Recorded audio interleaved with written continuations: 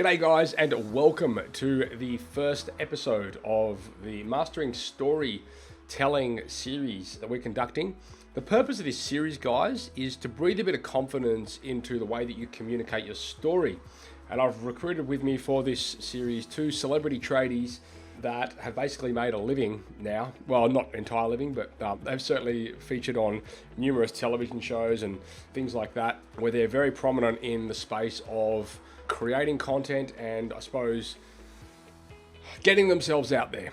They're very well known Australian celebrities, and they do a fantastic job of communicating, I suppose, the projects that they do, the work they carry out, so on and so forth. So this is part one, and this episode here is all about how to lay the right foundations when you're creating content. Albeit at the time of recording this, we have recently entered into a bit of an interesting global situation here with the coronavirus pandemic. And for those of you that are listening to this down the track, just to give you an idea, it's the 25th of March 2020.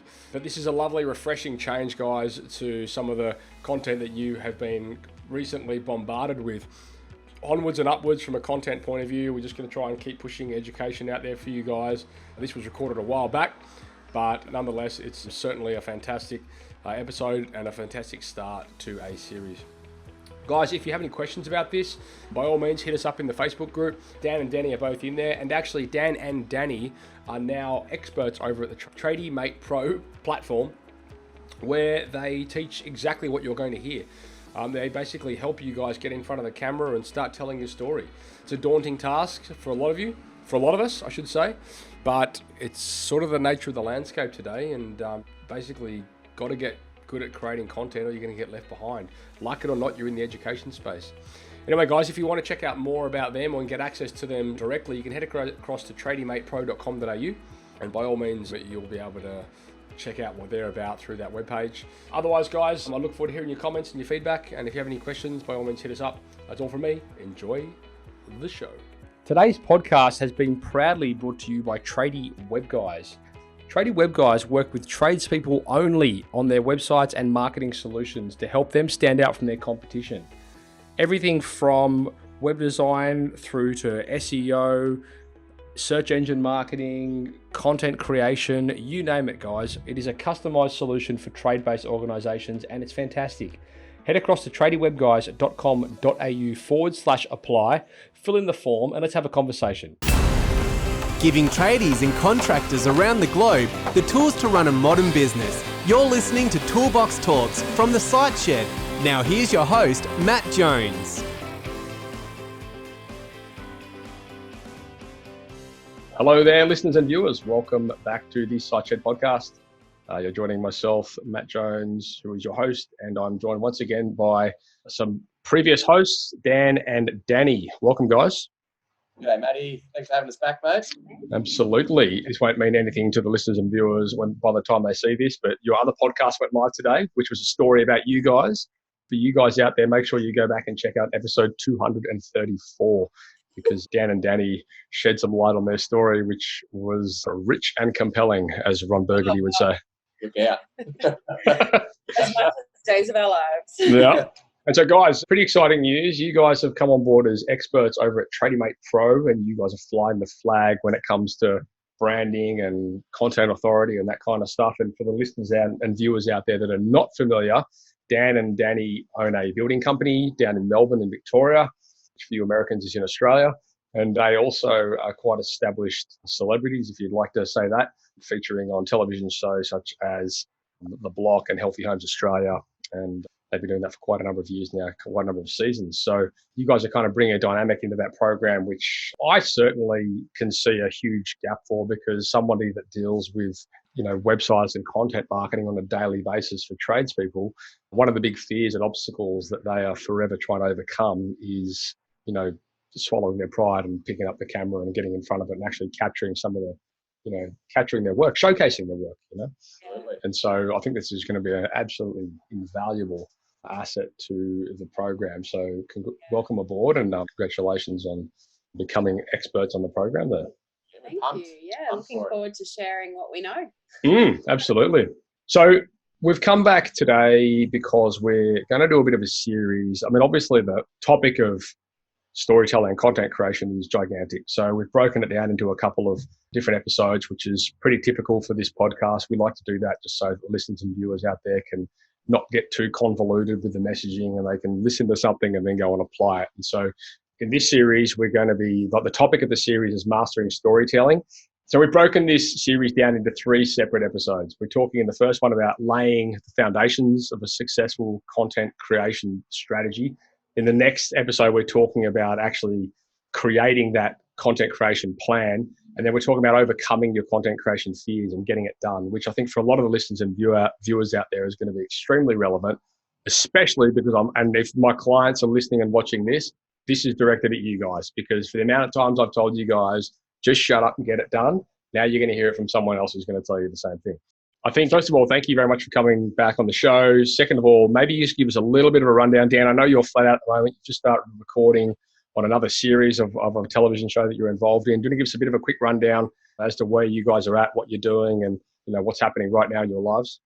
It is right crazy right now for Yeah. Maddie and I. As you just said, Maddie, I'm back filming the new series of The Block in Brighton, Melbourne, and we're only 3 days in. So I'm trying to juggle that 5 days a week. And then our business Red Door project is the busiest we've ever been. I think we're quoting, 10 to 12 jobs. Got handover of 1 this week, another one next week. And then we've still got 2 running, with another one starting in another month. So It's a massive juggling act right now. Yeah, we had definitely built the foundations, I guess, for Dan to step away for the next 3 months. We hired site guys. We probably weren't as prepared in the office. And so I'm drowning. So we've got to do some quick hiring in the office as well. So fun and games. Nothing like onboarding while you're trying to hand over and code and run stuff. We literally spent the last 2 weeks before filming just planning my time away from the business, which is 3 months. I'm jealous. But Dan gets to step away for 3 months and basically have us everything up. The shitstorm that you're about to enter into. Yeah. But it's actually going okay. Okay. A weekend. Yeah, it's a lot. It's a lot, but we're managing. We think we might get Sundays off. We thought we weren't gonna. It looks like we might get the Sundays off from The Block. Okay. Fingers crossed. Well, look, I suppose, and I know we touched on this in the last episode, and it's really nothing to do with what we're talking about today, but I suppose being in a situation where that's going to be an occurrence for you, you know what, it could relate to a lot of the guys, in that run businesses that are maybe more climate orientated or affected by elements where they can't, actually work. I think it's quite like a serendipity, if you will, being able to, or being forced into creating processes and systems that can operate a business without you in it. I mean, that's like Mecca, really, when you guys are being forced into that situation. So, yeah, and I feel like that improves every year that Dan steps away. Something else gets a little bit easier and a little bit better, and we're able to kind of nut out formalized stuff around that. And I mean, look, that's exactly right. And I think that's an important point for all the listeners and viewers out there. That it's never a destination. Like, there's always something you can do to improve it along the journey. Yeah. And people go, it's not like, we've systemized this and we're good. Now we can wipe our hands with it. Very seldom is that the case. Thank goodness, though, because we're probably the busiest we've been from an admin side at the moment. Right. So thank goodness we have kind of everything else frameworked and in place. Otherwise, I think we'd be dying. Yeah. Exactly right. Yeah. No, I think it's fantastic. So good on you guys. And thanks again for your time today. I know you're flat out, and I know this is probably probably the last thing you wanted to do, but it's great that you've mode. That's the first time that's happened. So anyway, in the first episode here, we're going to be talking about laying the foundations of successful content creation. Now, I suppose you guys are coming at this from the perspective of TV, which is kind of, the pinnacle of content creation, I suppose, if you want to look at it like that. A lot of the guys out there are nowhere near that. They never will be near that. They don't need to be near that.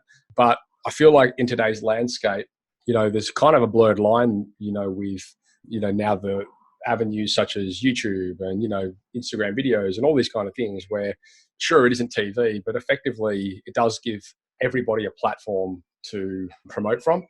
And I think if you can learn to do it correctly, then it will certainly help you stand out amongst, other people that are not doing it as well. Yeah. So I think diving into this episode initially, Are we really talking to business owners here? Are we talking to anyone out there that's, you know, I suppose in a position where they're promoting anything to do with the business? Like, what are your thoughts? Yeah. Do you know what though? Yes, very much to all of those things. But I think this is also really important for yourself. I mean, essentially, we're always selling something, regardless of what it is. We're always trying to get across who we are, what our personalities are, essentially what is our brand and what we're all about. And we're all creating content on an everyday basis, like it or not. If we have a presence on social media, we are always creating content. So this is really kind of targeted at anybody. But I think definitely, you know, for us, this is a business focus. This is a plan and something that we do actively as a business to help really get who we are across to our desired customer and our clients and everybody else that we work with, basically. I mean, that's a really good point. I never really thought of that, and maybe I'll coin that and use it myself. But I mean, even building a house at the end of the day, like people. I mean, look at a lot of clients out there, and you know, and I've communicated this to a bunch of them. I'm like, you guys are like insanely artistic, and they're like, what are you talking about? We're builders, and I'm like, but look at what you're building. Like sometimes I think we've got the wool pulled over our eyes with, you know, like the dynamic of what's actually happening there. And people go, oh, I just build houses. But we're like, no, you're not just building houses. Building the house is the result. But like what you're actually doing is creating like new lifestyles for people. And you're building these incredible, like, you know, things. And like, don't get me wrong. I've said this like over and over again. Like you may not think that you've got anything interesting to talk about, but I can 100% guarantee you that there are people out there that are unbelievably interested with what it is you guys are doing. There'll always be someone who wants what you're selling. Right, exactly right. And you know, like you were saying, you know, content creation. I mean, you're creating a home. I mean, effectively, that could be content if you want to look at it like that. It's you built it. You know, you've got your banner up the front. Like, own it.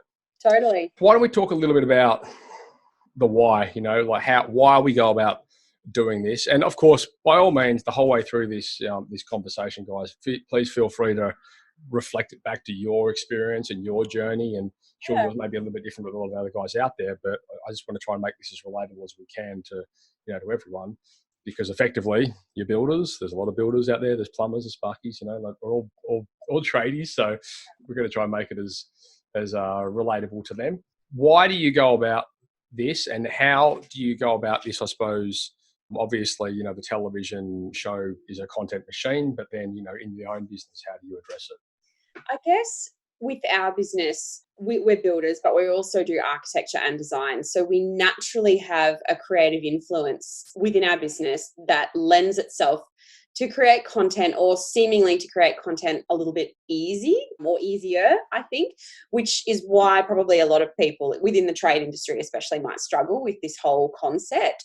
But you don't have to have that. It's really, really very straightforward. So for us, I think, you know, creating structure around, you know, laying the foundations and creating an actionable plan, that's really the first thing you do with anything, not even content creation specific, literally anything you do. Would you agree? 100%. Yeah. Yeah. So how does that actually look? I mean, you talk about, like, when we talk about laying the foundations for content creation, like, how does that look in the early days? Like, what are you starting with the end in mind, and are you reverse engineering it, or, you know, what's the process there? Oh, a little bit of both. We were having this discussion just before. I kind of reflected it back on when I built a brand for an online store that I had a few years ago. So when we were first doing the visual look and feel for that and how we wanted its online presence to be, we kind of looked at it holistically from above. What even appeals to us from an aesthetics point of view? What do we want to achieve? What the type of people that we want to attract? You know, I think putting it out there into the universe, hopefully you're going to get that kind of reflection back in the clients that you're getting, and then the people that you're working with.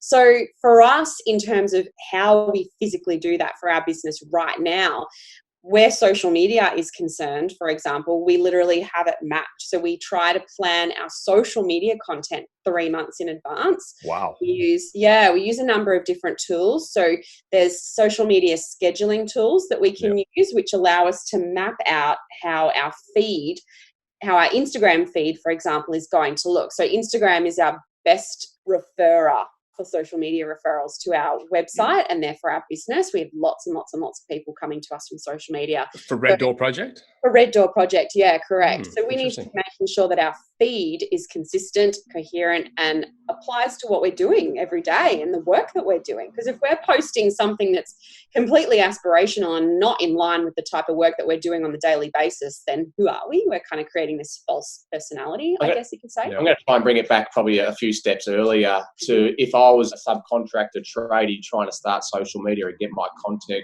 started, I'd probably do a bit of market research. I'd look at who else is in the industry. Have they got social media? Yes, they do. What are they posting? Are they getting a lot of interaction in that post? Because a lot of trades that do come onto the block especially have created such a big audience from the block, and then their business has boomed off that. There's a couple of carpenters who have like 10,000 followers now, and all they're doing is posting what they're doing from a day-to-day on site. Then they're getting drones, and they've expanded to doing drone shots of their builds going through the house. Very interesting for a builder and all sort of carpenters. So if I was looking at setting up social media, I'd be looking at what the competition's doing. Yeah, definitely. And that's kind of what I was leading to with the first brand kind of exercise that we did, looking at lots of different other brands and see what type of content they're posting and what seems to be engaging. So am I engaged with that content? If I'm engaged with it, it's highly likely others will be as well. If I'm not, boring, there will be a small amount of people who will be engaged with it, but perhaps it's not going to be the masses. So there is a little bit of investigation kind of at the start to even establish what you want to do. And this goes even back to like a bricklayer that we now use. I found him on Instagram. So this is how important and this is how powerful social media is. Yeah. Wow. Because I knew the work he was doing was incredible just off social media. Yeah. And then now he's second to no one. Like he's amazing at what he does. And that's interesting. It's really interesting because so many people out there consider it like a bit of a waste of time. And I suppose, to be fair, if you're not doing it right, it will be a waste of time. So absolutely. Yeah. I'm definitely looking forward to the next episode when we're diving into more of like the actual creation of that strategy, how you guys integrate those tools and software. Because I think a lot of the guys out there will be pretty keen on hearing that. And even probably more importantly, the type of content that you're delivering and at what frequency and at what point. I think that's more important than possibly the tool being used. But yeah, I suppose like from like when we're talking about laying the foundations, are we talking as well about like structuring the topics that we're going to be delivering at a certain given time? Yeah, absolutely. So we have a kind of calendar printed out that we are able to kind of move around and decide what kind of content we want to push out and what kind of content will be available for us as well to push out at what time. So we run certain themes. We'll do Travel Tuesday posts, which center around leaning towards architecture and design or build globally, things that we've done as a team or individually, but also things that we aspire to do or that we're inspired by as well. So that's kind of in terms of the mapping of that and setting structure around the type of stuff that we're doing. If we know that we've got a photo shoot coming up, we know that we're going to have another set of images available to us at a certain time to start rolling out to promote our work. Gotcha. So all that is kind of, that's the strategy in the back end behind what we're rolling out. And that also leans into our website, a new project that's coming out. It gives us a chance to update our website and be strategic around how we're actually pushing that content out. So we'll do a big drive around refining our website and refining our content and social media when the block goes to air, because I know that we're going to get a lot of traffic on the back of Dan driving traffic to our Instagram page and driving traffic to our website. So I have to make sure that we are really, really tight and that everything that we're doing is kind of leaning in to that period of time. You just sort of touched on something, but I wouldn't mind getting a bit more clarity around, like in these initial stages, like of laying these foundations. Obviously, we want to be speaking to, our avatar and like our ideal customer, or whatever you want to call it. And so that must play a significant part when you're rolling out this strategy and you're really saying, okay, well, we don't want these type of people. We've worked for these people in the past. They're a nightmare. Let's change our content and target it more towards this type of people because these are the type of people we want to work for, blah, blah, blah. So how does that come into play? Yeah, we're in a unique position with the kind of referral and eyeballs we can pull from a show like The Block. But an entire block audience is not our market. Right. So, but we do have the option of having a big market that we can then pull a few people from who will gravitate towards our business, our aesthetic, our personality we present online and through our content, and what we have to offer, basically. So, but I mean, that's a massive point. I mean, I dare say it's the same for every business out there. Like, you don't want everyone that comes to you. No, not at all. So we're able to really appeal to the market that we want by the content that we're publishing. So we are fortunate that we just get lots and lots of eyeballs to us, so that we do have naturally more people coming our way. But we aren't going to appeal to everybody. So that's where we have to make sure of who we are, what we're selling, and the type of stuff that we want to do, type of work that we want to do, and the type of people that we want to work with as well. So it's a little bit off topic, but we may as well talk about it, because, when you're getting a large volume of people coming to the business, which is like the dream and also the nightmare, and I've been there myself, and I know even with our business, we tend to refer work away to other companies more away than we actually want to work with, because we know who our customers are, we know who we want to work with. But that takes qualification, and more so disqualification. And I wondered, do you guys have a process when we're talking about, I suppose, paving the way, getting these foundations laid? Do you have a process around disqualification, qualification? How does that look for you? Absolutely. Yeah. Okay. We're able to identify pretty quickly who is our ideal customer and who is not our ideal customer. And that's just from the first initial email. Right. Language, even the set of plans we're given. Yeah. Are they detailed? If we're given plans. If we're given plans. The scope, straight up, the scope. Is it all by client with a little bit of builder? I mean, if the client wants to do everything, install windows themselves, we're not even going to touch the job, or we don't want to touch the job. So we get a rough indication from that first contact. If it goes to a second contact, we always try and give an estimate of what we think it'll cost. If that's within budget, then we'll like to probably meet them face to face. If that then all seems to be okay, we'll then do a tender. Which is 4 weeks of our time. So we don't charge for that. I mean, some builders do. 4 weeks? Wow. It's not 4 weeks full time. No. Process, 4 weeks, as builders would know. Some builders do charge, but we sort of don't. And I think the clients, they do like that. I mean, it's a bit of a touchy one. Do you charge that or don't you charge that? That's the sort of hard case. But we seem to be winning jobs by not charging anyhow, so we don't really want to charge yet.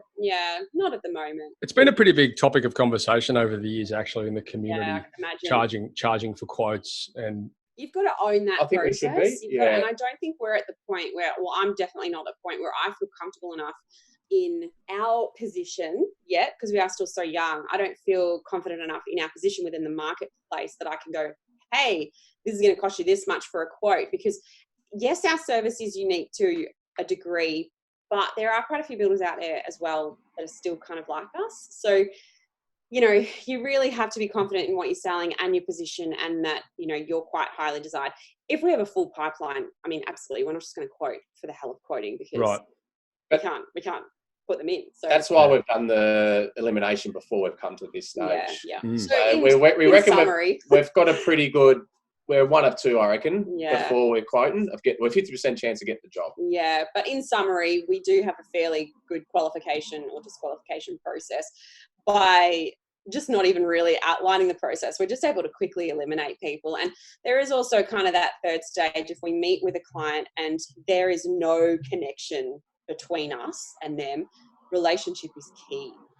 So I'm curious, with that whole conversation we've had in mind, how do you target, how do you qualify, how do you disqualify customers using content? Using content. So if they aren't attracted or appealed by the content we're pushing out, they're probably not going to come to us. So we already know that their project will be similar to the projects that we're saying we love and that we do already and that we're planning to do. They'll have a similar aesthetic or taste as to what our content that we're producing and putting out there is. So we're not going to, someone who wants a, Scandinavian, whatever, is not going to be naturally drawn to us, because we're not doing that kind of work.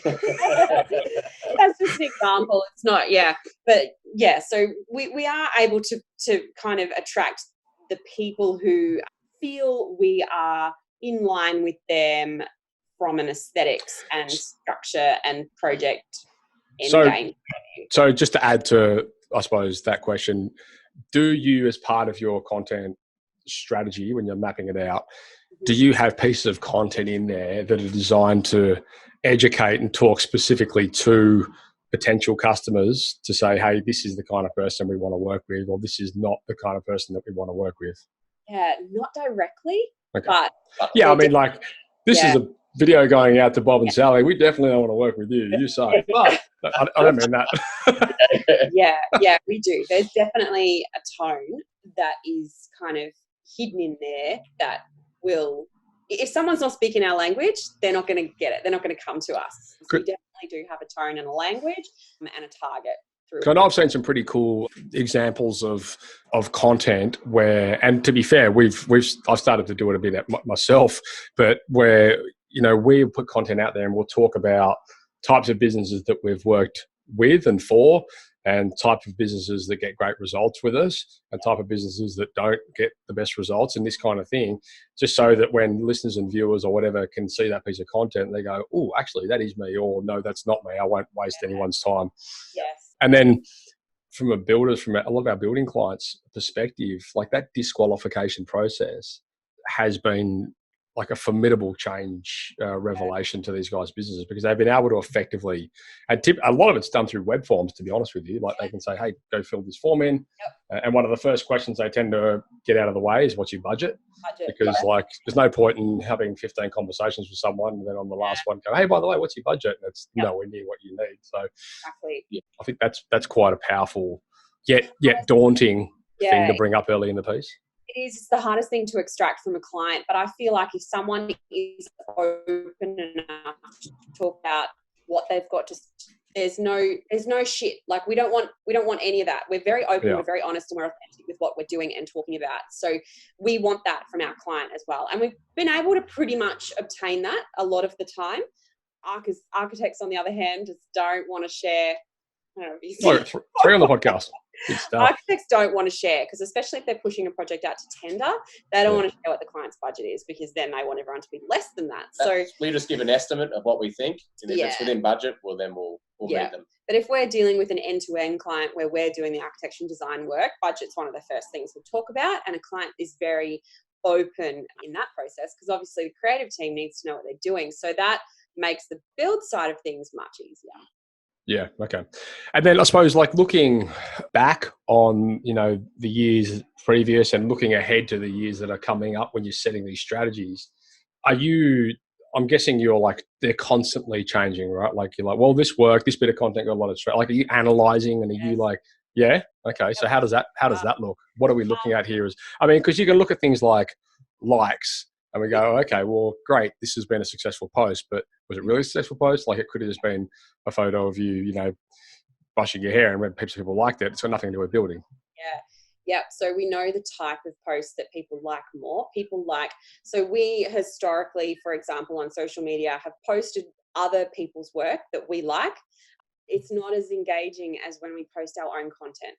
So that's been a really important learning exercise. Mm-hmm. Yes, people kind of are drawn to what you're inspired to, but they want to see what you're doing. Right. So we've tried to develop more and more content around our own, as well as posting, work that we love and supporting other businesses as well, because that's inherently what we're doing through that process.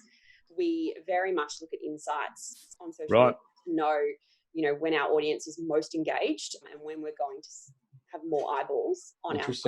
Yeah.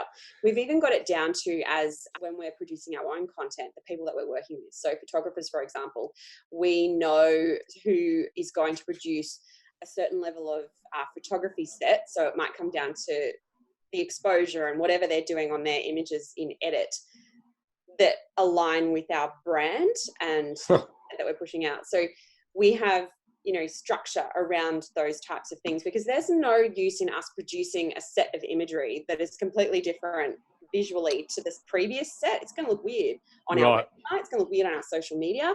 It's not going to be cohesive. And it kind of says to our audience, well, these guys are a bit weird. They're selling one thing, but then all of their projects, they all look a bit funny. I don't know what's going with the lighting. Like, we just want it to be a real, it also comes down to experience. We want the whole experience to be really easy and fluid for our users. And that just says we're organized. So our organization is good. We care about our presence in the marketplace, because people visually, it's the first thing that they look at. Used to be all the time, a receptionist was the first person who someone saw when they walked through the door. So that person was always instructed to be visually presented well. I've been a receptionist many times over. So, you know, that's the face of that brand, even though, you know, she's just someone sitting there 5 days a week, 9 to 5, doing her reception job. She's actually the face of the brand. So for us, our website and our social media is the face of our brand. And so that has to be represented in a certain way. So it's really, really important to us. And so what sort of things are we talking about before we start wrapping this episode up? But like, what sort of things are you looking for in terms of like, what classifies a successful post or a successful piece of content? Yeah, so you have to really know who you're trying to appeal to. And this comes down to the foundations of just a business. I think you need to understand who your customer is or who you want your customer to be. So in the very early stages, you know, when we started formulating a bit of a social media plan, we're still learning, by the way. It's still changing and evolving. And this is something we assess every few weeks, depending on what we're rolling out. But in the early days, we were kind of driving and pushing out content to attract the type of business that we wanted. So we might not have that business yet, but it's all optics, right? So we found that by doing that was able to elevate our position and attract a higher value customer to our business. Higher value, not just from a financial sense or from a money sense, but also just understanding of the process, engagement. Everything was higher value. They understood the process more. They wanted to be engaged. They wanted to really deal with someone who was passionate and knew what they were doing. So we were able to kind of elevate ourselves to that point of view. So there's just even your customer there, and even identifying your niche, knowing where you sit within your marketplace is really, really important. It took me a long time to understand that and to work out where we were. A lot of it was down to time. I actually didn't know who else was out there. And I'm also the type of person where I don't really care what anyone else is doing. I just want to focus on what we're doing. But it's really important to actually go through those motions at the start and when you are building these foundations, because you can't just say, hey, this is me and this is what I'm offering. Well, great, so is everyone else. Right. So you really need to know who those people are and where you might be able to sit within that space. So is that kind of like a branding exercise? Bit, yeah, it is a little bit of a branding exercise, and it's something that I don't think we nailed right at the start, but we've definitely kind of found our space within the last. I think a lot, like, and you know what you were saying before with a lot of, and obviously I deal with this daily, but like a lot of the guys, I'm like, get me some photos of the projects you've done, and you know, we get like iPhone photos back and all these kind of things, which yeah, I mean, look, don't get me wrong, like any photo is better than nothing, but I'd love to hear your take on, I suppose it's not necessarily like a foundational conversation, but I think it is. I think it is a foundation conversation, because a foundation is understanding your brand aesthetic. I think is all part of building the foundation to be able to build a strategy to get this rolled out. So Dan will use his personal Instagram or social media profiles to be more personable to his audience, basically. A lot of women and a lot of younger people from the block who just capture and they just gravitate towards funny old Larrick and Dan. So Dan's able to push out a certain, like a different level of content. Right. And then within Red Door Project, we try to keep things a bit more professional, but a bit quirky. So that's our language that we use is quite dry. We have quite a dry humor that we've rolled out through our website that we also roll out through our social media. Yep. And that's all part of the exercise of knowing your customer and who you actually want to attract to your business. So that's all very strategic in the start of things. But for any content that the boys get on site, we get it. They send it to us. We push it into our feed, work out where it's best to be published and what the best channels are for it to be published on. And if we need to actually make any changes or edits to the image to ensure that it sits aesthetically. If we were just a building company, I probably wouldn't go to the same lengths and degree that we go to, but we do have that creative side. So we've got to make sure that aesthetically we are pushing out what we want to bring in. I'm trying to bring it back to like a general tradie here, because Dani's talking a lot of design sort of side and build.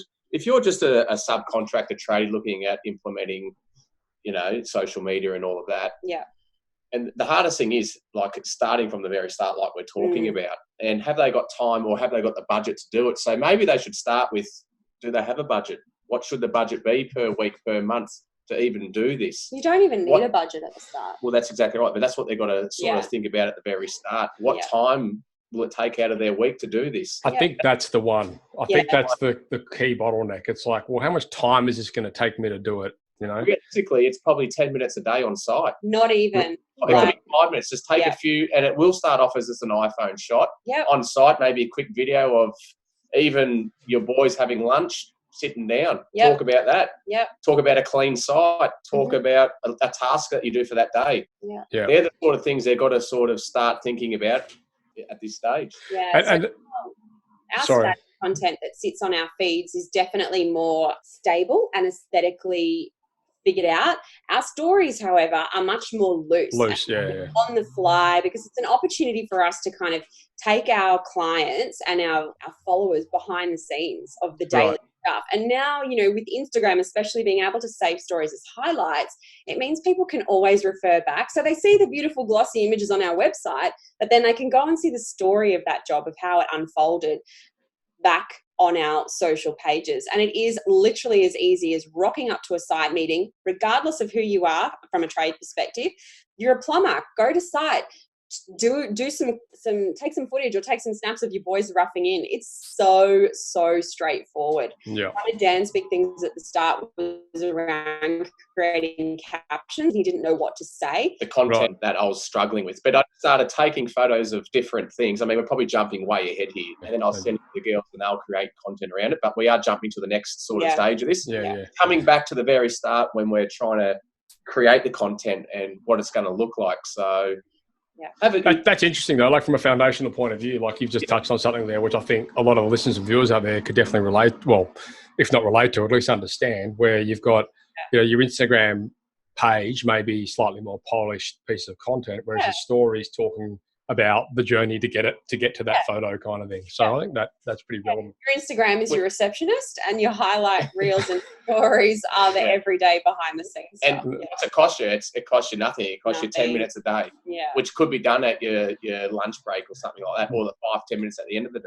Because it's essentially marketing, and we don't need to these days be spending what we used to have to spend a lot of the time on marketing. We're able to take that on ourselves. Yeah. So I suppose just in wrapping this episode up, like why don't we give maybe a bit of a takeaway or just a framework, a rough framework when we're talking about laying the foundations for successful content, like maybe just a few things that people should consider whilst they're in that space. Yeah. I think considering where you sit amongst your competitors. So reviewing the type of content that they are publishing and see if you can work out your own individual tone for your business that's still going to deliver content that you are engaged by.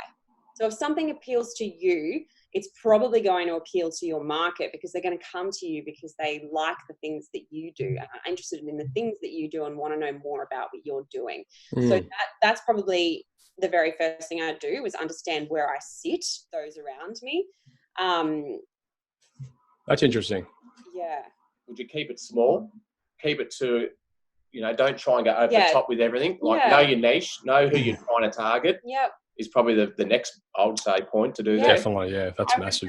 I would try and do a little bit of a case study if I was to do this over around key times and days when people might be more engaged online and in the digital world. So I'm sure there's information out there, or study your own Instagram and see when people are kind of more engaged and more online. Look at your own habits when you're kind of out there exploring and hitting up other people's pages, or when you're Googling other businesses and stuff like that. Keep a note of when those times and when those days are, so you can start to formulate a little plan of how you might want to push some of your content out.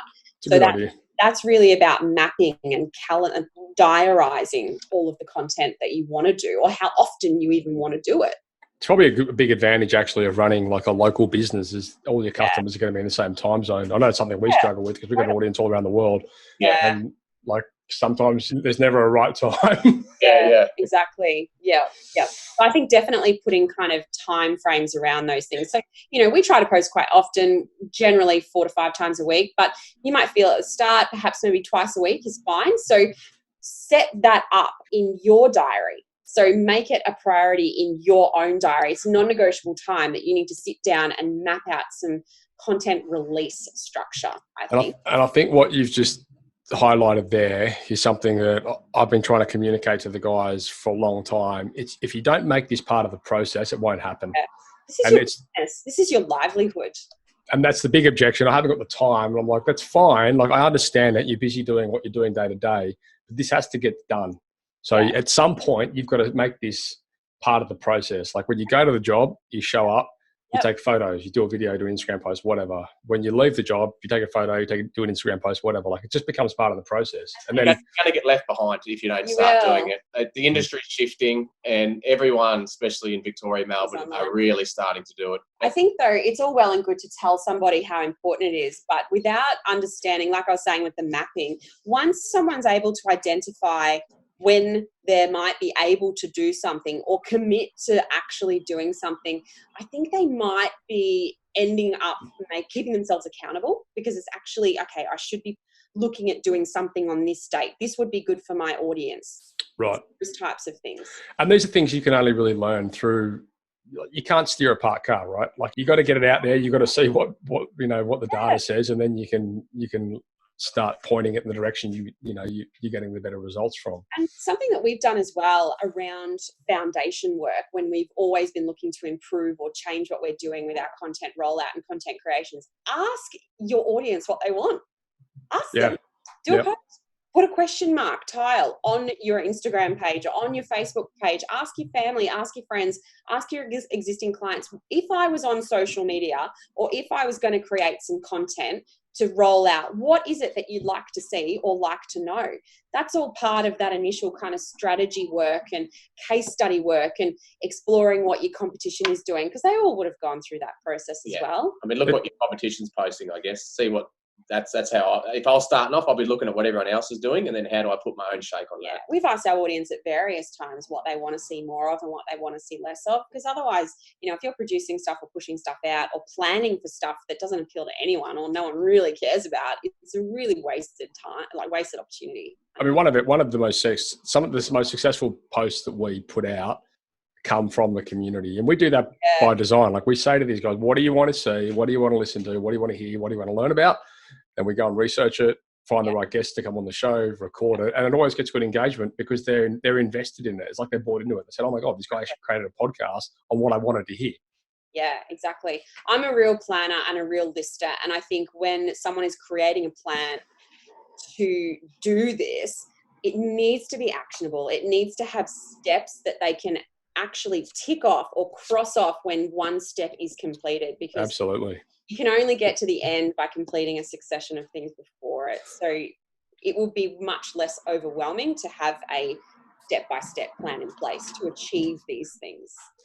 Let's wrap this up. We're going to come back in the next episode and we're going to talk more about like creating that plan. And I'm really interested in the following episode to learn more about, I suppose, some of the tools that you guys use, the way that you structure different posts at different times or whatever through different social channels, etc. And then also learning about how you actually facilitate and staff like this. Like what does the team look like?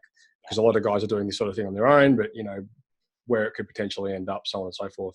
Yes. Is there anything you wanted to add before we wrap this one up? I think the key is with foundation laying is try not to let it overwhelm you. Just there's always a starting point. Start small. You're never going to get it right the first time. It is a process. We're still learning. We're still changing. We're still evolving what we do. But all you can do is actually start. Well, I suppose the dynamic of a foundation is that, isn't it? You're laying the starting blocks and then you're building from it. Exactly. And That's kind of the metaphor, accidentally. You could apply that. Exactly. You could apply that. If you're a plumber, the first thing that you'll do is quote the job. So take it down to that level. You'll assess the plans. When you get to site, you're going to start your roughing. You'll set all of that kind of stuff. So think about how you would do it in your day-to-day work. It's the same kind of principle. Awesome. All right, guys. Thanks very much for that. We're going to come back in the next episode and talk a bit more about that strategy around actually creating the content. Yeah. I look forward to that. For the listeners out there, as mentioned, guys, Dan and Dani are now experts over at Trading Mate Pro. And if you'd like to get access to some of the amazing stuff they're going to be teaching in the space of mastering storytelling and how to be proactive in creating content, it's definitely the place to do it. All right, folks, thanks for that. We're going to come back soon. That is a wrap. Thank you for listening to another episode of Toolbox Talks. If you're liking what you hear, then you can head across to thesiteshed.com where you can join our community by signing up to our Toolbox Talks. You'll get sent a weekly notification, which is basically a highlight of everything that we've spoken about during that week, along with any other industry news that may be relevant or specific to the trades. If you're enjoying the show, you can head across to iTunes, Stitcher, or SoundCloud, where you can leave us a review. That would be fantastic, and all the reviews get read out in the show. Likewise, if you have any friends or colleagues that you think would benefit from the show and the episodes that we create, then please go ahead and share it with them.